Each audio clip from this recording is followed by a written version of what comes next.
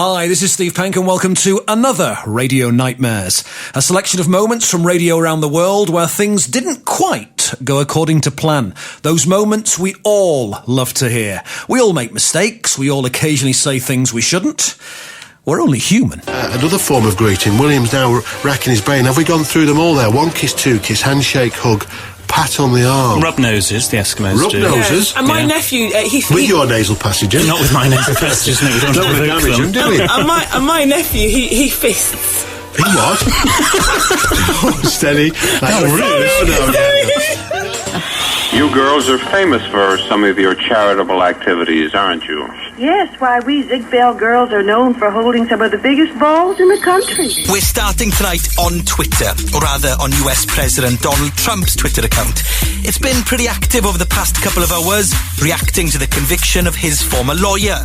Michael Cohen's been found guilty of breaking erection rules after admitting paying hush money to two women who claim to have had sex with the president. Now here's some programme news from Michael Murray.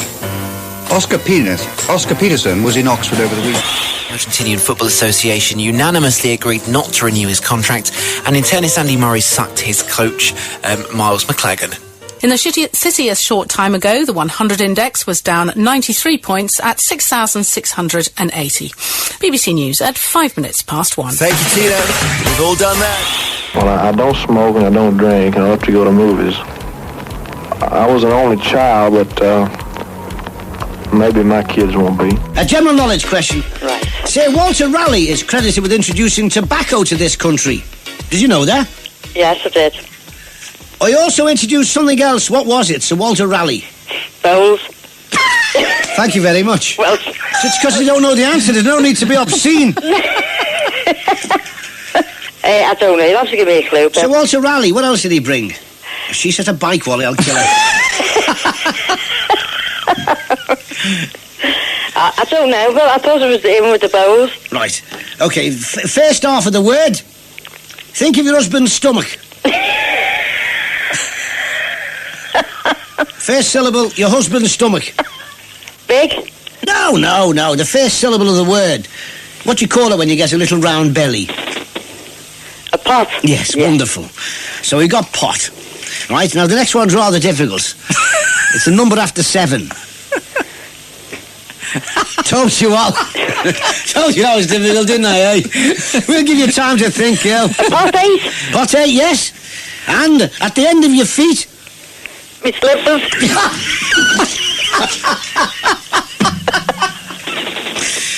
When your slippers are off, what's at the end of your feet? My toes. So put them all together, you get? Pot 8 toes. Yes. So what are they? Potty toes. No, what are they that he brought back? What are they what? What, I mean, the other thing that I introduced to the world. I've just given you. We've got the belly, we've got the one after 7, and we've got the at the end of your feet. Put them together and you get? Pot 8 toes. Yes, so what are they? What did he bring back? Pot 8 toes. And what are they? I don't know. You must know what they are. I don't. Let me get my dictionary. What did he bring back? Tell me. Pot 8 toes. Say it fast. Potty toes. Yes. Potty toes. Say faster. Potty toes. So what are they then? I don't know. Hey, Bill, shall we go on? I've never heard of it. You never did.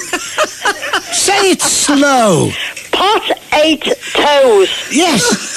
Yes? Yes. Yes. But what were they brought back? I don't know. You've just told me. Good God, woman, you've just told me. Pot 8 toes. Yes, say it very slow. Pot 8 toes. Yes. Well, I don't know what they are. Deaf-blind people are in the unfortunate position of falling between two stools. He's the guy the men want to be and the women want to provocatively rub themselves against. Is this right? Steve Penk. Right then, Penky, Foxy here, and a quick story about my radio nightmare. Apologies for the language that I will use in this one. I can't get the exact dates right, but I do think this was 1991, only because I've just checked on the subject matter, and it was about a film that came out in 1991. So I was doing a show on Capital Radio. I had this big Saturday morning show where we did the weekly countdown to start the show, and then we did Fox's Jukebox for 3 hours, which was incredibly popular. People came on, chose a favourite song, we had a quick chat, and then I played the song. Not exactly rocket science, but it worked really well and it was great fun. Now, I've always liked talking to people. Now, whether it was a superstar or a politician or sort of, in inverted commas, normal listeners that called in, but always try to talk to people in just the same normal way. So we ended up having a chatty conversational style with a guy that came on, and I've only just checked, it must have been You Could Be Mine by Guns N' Roses, that the song he was requesting, because it was connected with Terminator 2, and that was obviously one of the songs from the soundtrack that was awesome.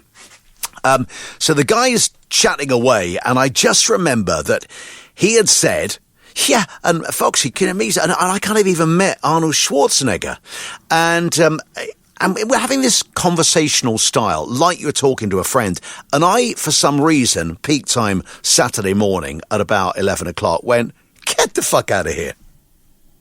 And as soon as the word came out of my mouth, which you clearly really shouldn't be saying at any time on the radio, let alone prime time Saturday, let alone this is 1991. I think the F word is used a lot more nowadays. My kids certainly use it a lot more, but I think then it really was a very naughty word. So you can't say it on the radio, definitely. And my producer, very experienced guy, he looks at me from across the room and sort of just puts his hand up as if to say, mate, you know you just said the F word, right? And why did you say that? Your problem, it came out of your mouth. It was one of those looks he gave me, and I kind of shrugged and then just kept on chatting to the guy and just said, oh, I'm really sorry about that. Sort of laughed. I played him the song and then obviously pulled the microphone down and started talking with my producer going, oh my God, that was really stupid. I have no idea why I said it, but it's out. Oh, crikey, are we going to get any complaints? Yeah, probably. And my boss at the time, who was a legendary, still is, radio programmer called Richard Park, Mr. Richard Park, the headmaster on Fame Academy he became, was a pretty tough character. Legendary for being tough and merciless. Brutal. And I thought, oh my God, he's going to kill me. And sort of understandably so, I'm going to get a right bollocking for this. And we agonised over a couple of songs. I went, look, I need to leave a message. I need to call him and let him know that I have messed up royally on Capital on prime time Saturday morning. So I left this message. Hey, Parky, morning, Foxy. Yeah, just thought I'd let you know that I said fuck, actually very loudly, clearly as well. And I've no idea why on the radio while talking to someone, and better that you hear it from me than hear it from someone else. Anyway, that was my reckoning. So that was Saturday morning, and then we go all through Saturday afternoon. Got nothing. He hadn't called the hotline, he hadn't called the mobile, hadn't called home. All of Sunday, nothing. Sweaty times now. I get into work Monday afternoon because I had the evening surgery show on. So I'm sort of getting into work about 4 o'clock. So it's been now 48 hours, nothing. And he's there in his office. And I try and act all, hey, good afternoon, everybody. But I am sweating a little bit. And I thought, I can't stand it anymore. I've got to go in and just sort this out now. Richard, good afternoon. Foxy, how are you, my friend? Yeah. Look, I left you a message on Saturday morning. Oh, I got your message, yeah. Oh, well, you didn't call back. No. And I went, yeah, okay, well, really sorry. And he went, how badly have you been sweating? And I went, I won't do the accent because it's bad. And I said, very badly, actually. It's been a long 48 hours, as you can imagine. He went, and he just starts laughing and go, I bet you're not going to do that again, are you? Get out. And we'd had no complaints, apart from someone just saying they thought it was really funny. So what was a sort of nightmare 48 hours for me ended up being okay. But I haven't ever said the F word in the 28 years that followed. And that was my little radio nightmare. It's good to see you, Dusty. Good to be here. The best group. I said Britain leads the field in this. Would you agree? I would say so, and I think probably the best in the world. Well, as we said before, some might feel this is the most coveted award, and it's the award that I'd like you to announce, please. Ready? On this or on them? Wherever you like. Okay, let's do it on this. The award for the best group or band.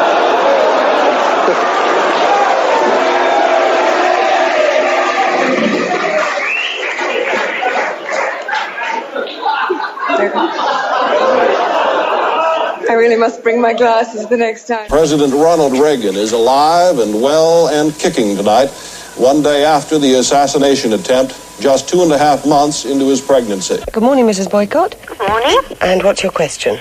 Well, I have a small pond in the garden, and I have a toad in this pond, and it has already laid some eggs elsewhere, and I found her all blown up.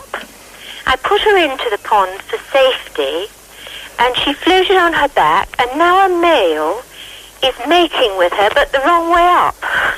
It's very peculiar. But she's obviously still alive because I can see her breathing. But they've been like this for about 2 or 3 days now. I'm sorry, Mrs. Boycott, I've got the giggles. Major Diamond, can you answer the question, please? The 11th Abingdon head of the river race, things were not all plain sailing today. Early in the day, there was apparently some trouble at the nearby Sewage farm, and Abingdon Rowing Club's boathouse was surrounded in a backwash of sewage, making launching of boats impossible. We're going to try to break a world record when the Elephant Fair is in St. Germans in August. And what is this world record? Well, I've been in touch with the BBC. It's the most cars washed in a certain time limit. Most clothes? No, cars. Cars? Washing cars. What are cars? Yeah. Well, what are cars? Well, there's things on 4 wheels that you drive on the roads. Cars? Never heard of it. Cars? Is it... describe a cause to me. Well, it's... well, you drive to work, don't you? Yeah. Well, what do you drive in? Oh, a car. Let's hear what Catherine has to say. Catherine, you're on the inbox. How are you? Hiya, how are you? Good. Now, you think it's madness that they've banned the burqa? Yeah, ridiculous. Like, come on, like, you know, it's wind, it comes out. What are you trying to do? Like, it's a joke. You know, people are what they are, as you were saying there, and, like, you can't just change something, come along, just put a rule. There's other things more serious in the world they should be worrying about than worrying about people burping, you know? No, the burqa. Yeah, the burqa. Yeah, that people wear, the headdress. You know what it is? Oh, sorry, I thought you were talking. Yeah, it's a full length veil. You know, the one where you've got it's just all you can see are the eyes. Yeah, it's what Muslim women wear. Well, that's their culture, and if that's what they want to wear, they can wear it. It's like everyone to their own, you know. Each to their own. Did you think, Catherine, we were talking about burping? Yeah. This email is on etiquette. Richard, help. I have an etiquette problem that I need help with, please. In a few months, my partner and I are getting married.